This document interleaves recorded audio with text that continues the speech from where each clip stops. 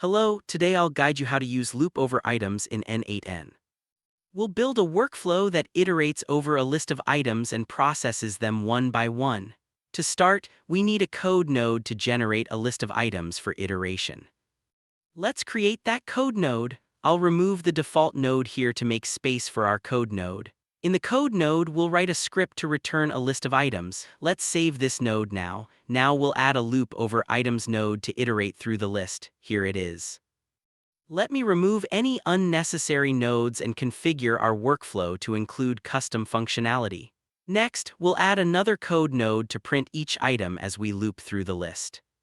In this new code node, I'll remove the default console log statement as we want to customize the output. We need to include a return statement in the code node to ensure the output is properly passed to the next node.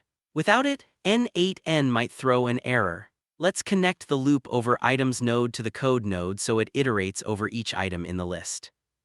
This will make the loop process one item at a time. Now we'll run the workflow to test it. The loop should iterate through the list and print each item individually.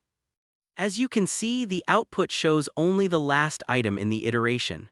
This happens because the logs are overwritten in rapid succession. To make the process clearer, I'll add a wait node to slow down the iteration. I'll add a wait node with a 1-second delay after each iteration. Let's save the workflow and run it again. Now you can see the items being processed one by one with a brief pause between each.